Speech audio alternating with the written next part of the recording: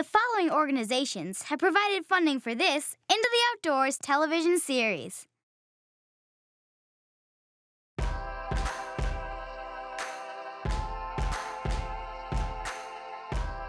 Looks like Mom's about to get herself a new hunting partner. What? You're wondering why me, a kid, is interested in taking hunter education? It's simple. Today, young people, especially women, represent a new wave of people interested in outdoor activities, like fishing, shooting sports, and yes, even hunting. Still wondering why? Outdoor lifestyles, like hunting, can connect you with the natural world, make you a more sustainable citizen of planet Earth, and strengthen bonds with family and friends. See for yourself as we head to Wyoming to join one young woman on her journey to become an outdoors woman. Let's go, you guessed it, into the outdoors. Grab your gear and let's explore as we discover the wild outdoors. Science, discovery, it's what we do. You can make our Earth a bright and better place by joining us in this wide open space. Into the outdoors.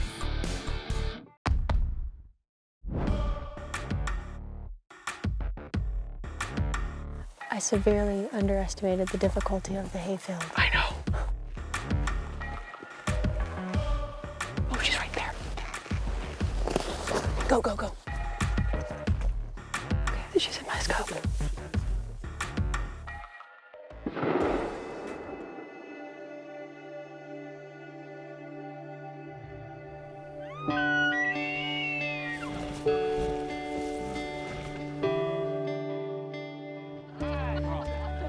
BOW, or Becoming an Outdoors Woman, is a program that helps women learn skills that are typically affiliated with hunting, fishing, and being outside. It's for all women. We bring in expert instructors and give them the chance to learn about something that they are very interested in. I decided to take this course because of the skill set I felt like it provided. And then I told my mom about it, and she, same as me, she's very active in the outdoors, but hunting was a set of skills that we never had the chance to develop. I am here because I love the outdoors and everything about it, and hunting is a challenge that I'm not familiar with or comfortable with, and I would like to be. It seems like most people take hunter's ed and everything when they're kids, right? You have 12, 10-year-olds that take it, and then they kind of grow up in it. So it's kind of harder to enter into this activity as an adult, and this seemed like a perfect opportunity to do that. It's hard to learn how to hunt all by yourself. It's not something that you can just learn by doing research. We want to have women be able to come ask questions of experts, learn all the different dynamics of hunting, and then have the chance to go put that in practice in the field.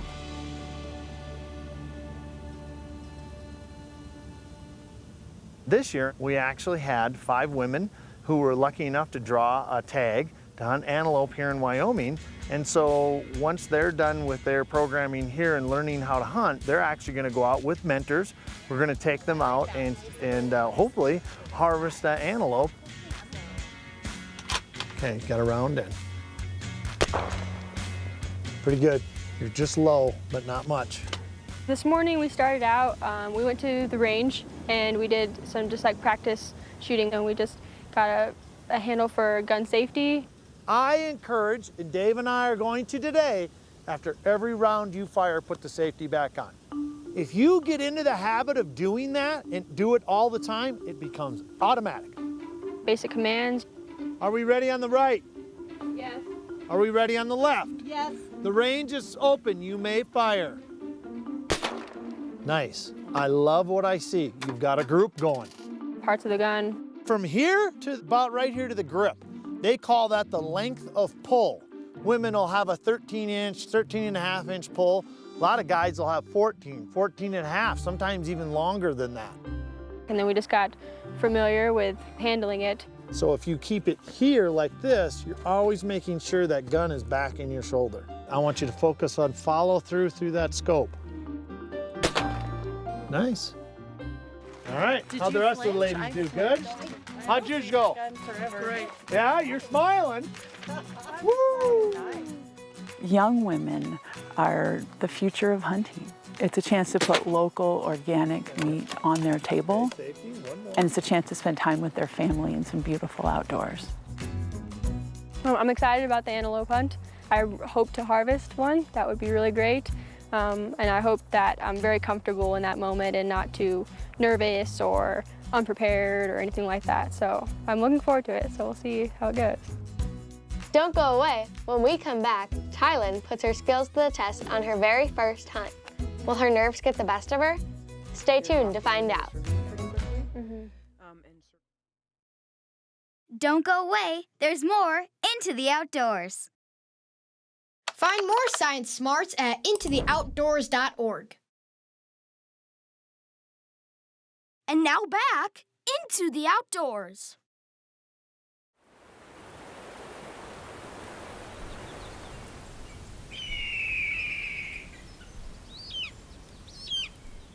So today we started the first day of the actual hunt. So how are you feeling right now? Yeah, I don't think it's set in yet. So I'm sure it'll set in once we're actually see them and walking up. So this is the chance to get all of our gear sorted out and get ready to go. So what I want you to do is load the magazine on your rifle, but not the chamber. Be set up for some short, quick stalks. The women went out and hunted with new mentors that are part of this camp. And these mentors are important because hunting is hard and there's lots of questions, and this gives them a resource beyond the weekend. Before you crest, you get your breath back and you rest. And you're like, so when you come up, you're not like... Yeah, breathing hard and trying to get a shot and everything. It's really fun to be a mentor for new hunters, and that you get to experience their first harvest and the delight and excitement and challenge of being a new hunter all over again, and sort of see the world through their eyes, and that's really fun. If Tylen gets an antelope, she has to buy ice cream for everybody. Like, why do I buy the ice cream for everybody? I'm the mentor, I get to make up rules.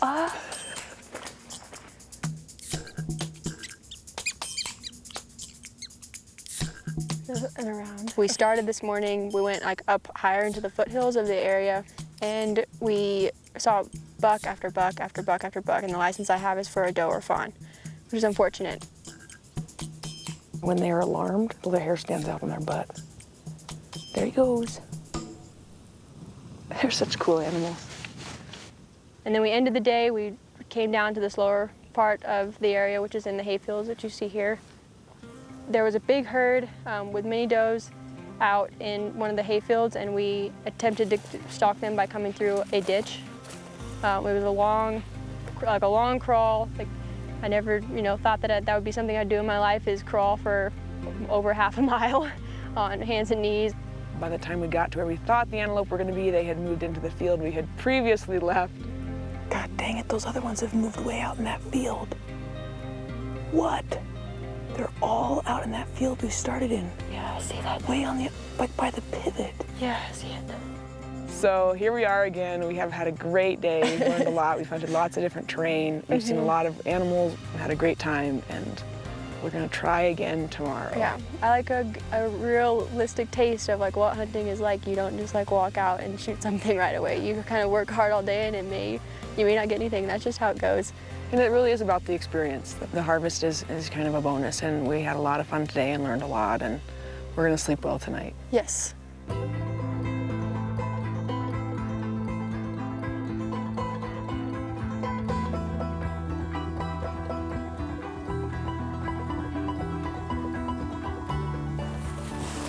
Ready? Yeah.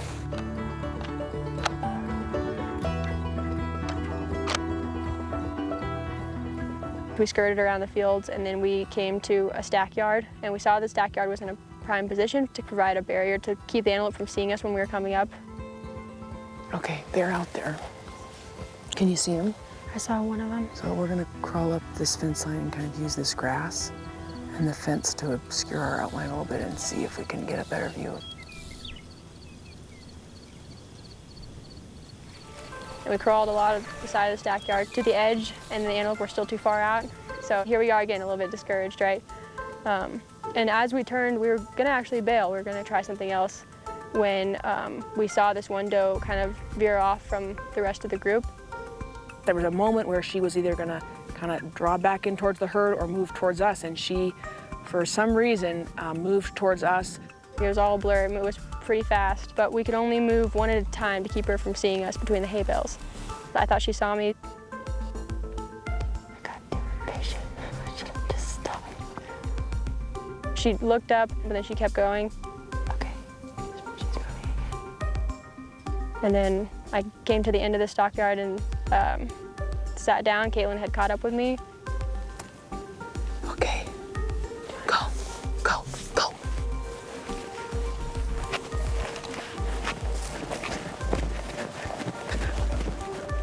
Okay, there she is. She's coming right around the corner here. Okay, go ahead and set up for a shot. I knew it was a safe and legal shot for her to take, and I knew that it was within the distance that was ethical for her to shoot, that fit what she was capable of. So everything just lined up perfectly. Okay. Check our distances here. That hillside right there, that's right about 150 yards. That's a good shot distance. Go ahead and take your safety off. Breathe, steady. Okay, I'm turning off my safety right now. Told her that was a good shot for her to take. And I said, shoot when you're ready, and she did.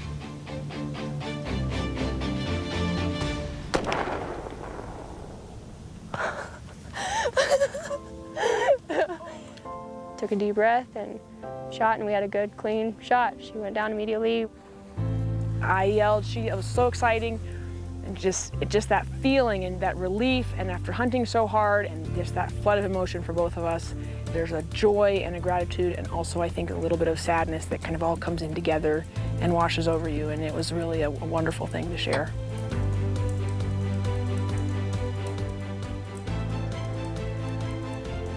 I think Tylynn's going home with a skill set that will allow her to try this again on her own and continue her hunting career.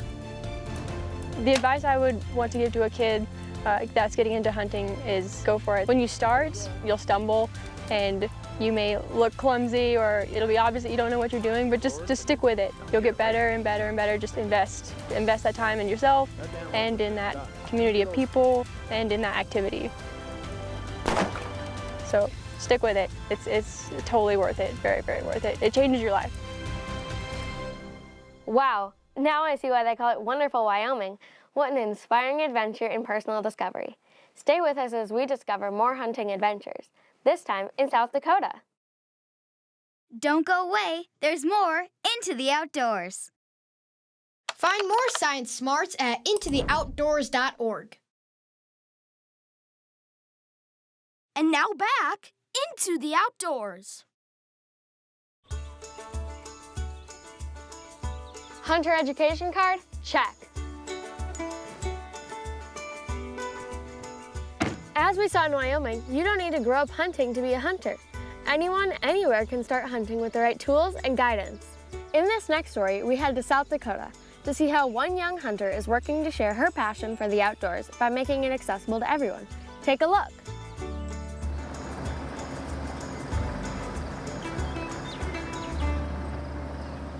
My name is Savannah. I'm a youth hunting ambassador and I live in Vivian, South Dakota.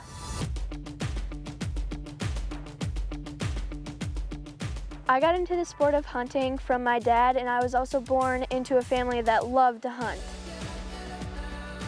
I participate in deer hunting, and I grew up shooting rabbits, and then I also do pheasant and dove hunting. So South Dakota is kind of unique. It has 3 seasons, but the season that I'm partial to is the youth hunting season. Some of the efforts that I've been involved in to increase youth hunting is every year we host a youth hunt, and I try to help with that. I also changed the law in South Dakota of how long the youth pheasant season is. So today, this morning, we divided and planned where everyone was gonna go. We did go pheasant hunting, we got some birds, and that was a lot of fun. Being out in the field with Diana was such an inspiration, and it was so much fun to have another woman right next to me, even though she wasn't carrying a gun. she was an inspiration just because she wanted to be out there and she was helping us kick up birds. Hold up. Oh, wait. We want to wait for her to catch up? Yeah. Okay.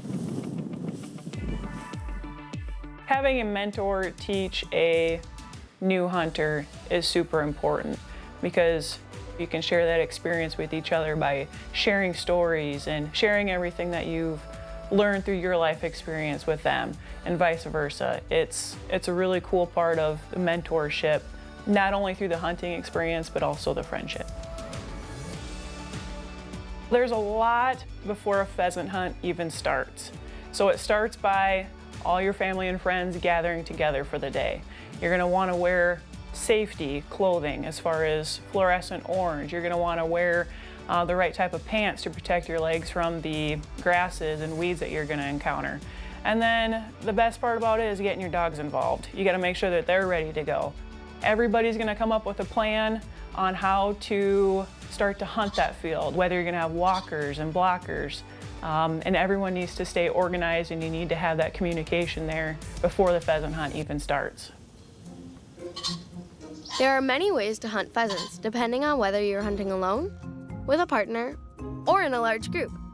However, one common way is line hunting.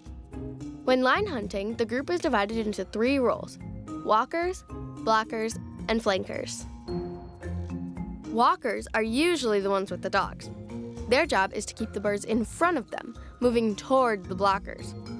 Blockers stand at the end of the strip of habitat you're hunting to prevent or block birds from flushing ahead of the walkers. Flankers cover the gap between walkers and blockers where birds might get out.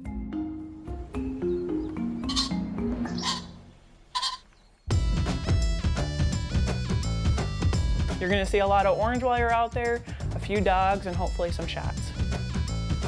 What I like about pheasant hunting is watching the dogs work and seeing their pheasants in their natural habitat and listening to the roosters cackling.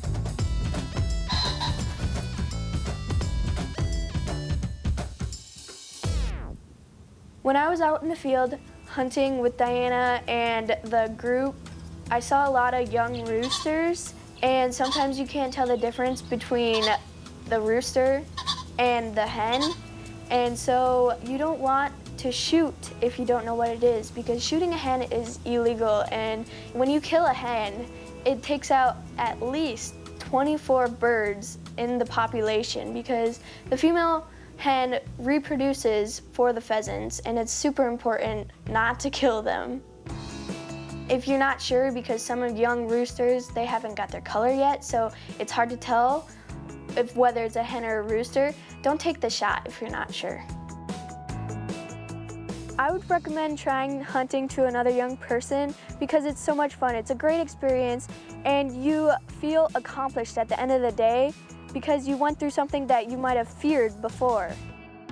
A young person can learn so much from hunting, whether it starts from ethics and also integrity, doing the right thing when no one is watching. Where people can start small game hunting is one way is by taking Hunt Safe, where they can learn the safeties and ethics of hunting. Because first and foremost, you want to learn about safety if you're handling any firearms. Another way where you can learn about small game hunting is through clubs. If you have a friend that likes to pheasant hunt, ask to tag along. Or if you know an adult that has dogs and goes pheasant hunting, just ask to go along with them. I can guarantee they'd be more than happy to take you out if you're excited and willing to learn about it. Up next, we explore how hunting can lead to a deeper connection with the land through conservation and sustainability practices. Stick around. Don't go away. There's more Into the Outdoors. Find more science smarts at intotheoutdoors.org. And now back into the outdoors. There are so many ways to discover hunting and all it has to offer. Let's head back to South Dakota to see how the rest of Savannah's hunt went and meet a young artist who ties together her love for the outdoors and her artistic abilities in some incredible ways. Let's go.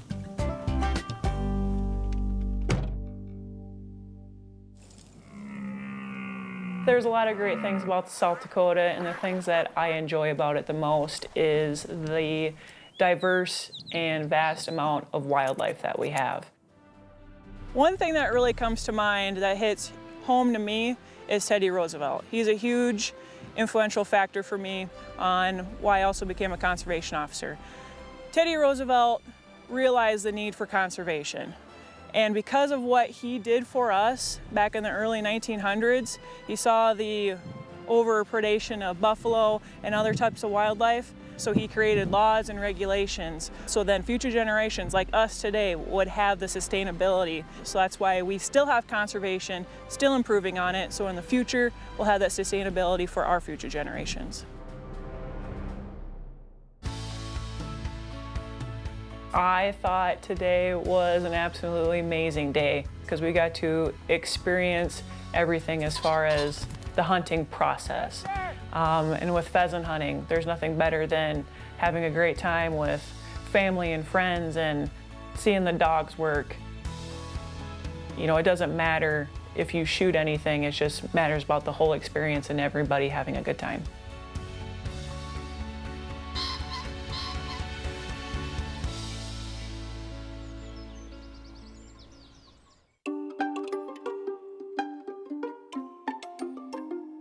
My name is Madison Grimm, and I'm a hunter and artist from Wallace, South Dakota. In 2020, I won first place in the National Junior Duck Stamp Art Contest. The Duck Stamp Art Contest raises money to educate and engage people in wetland conservation and outdoor recreation. My winning piece was a Drake wood duck, and he's standing in the water, and there's a little cattail by him, and I painted it in acrylic. I really wanted to do it because we see wood ducks out of our window all the time, and they're really pretty, and we had a lot of good pictures for reference and stuff to look at.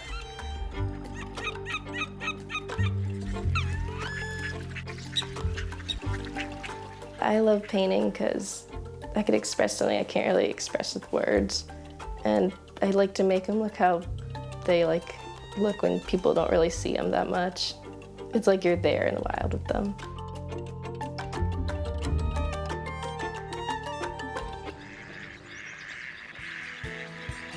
I was really little, probably the first time I went hunting. As far as I can remember, I always just liked helping set up and just watching the birds come in and the sunrise.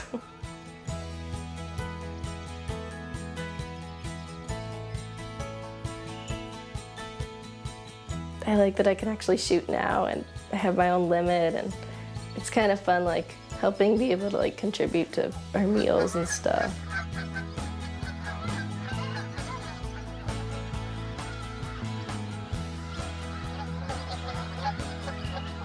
I really enjoy duck and goose hunting because I love spending time with my family, and I've trained my dog, and I like watching her go get the birds. It kind of makes me feel good that I trained it to do all that.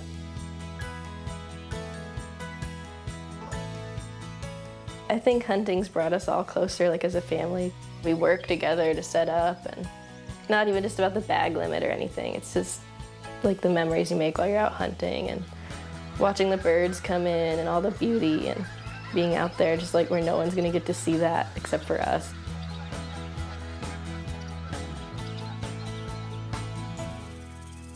These hunters' stories are so inspiring.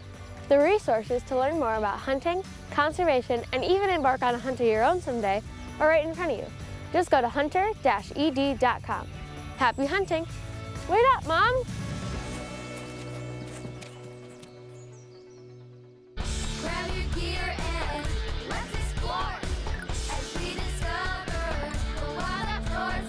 Science, discovery, it's what we do. You can make our earth a bright and better place by joining us in this wide open space into the outdoors. The following organizations have provided funding for this Into the Outdoors television series.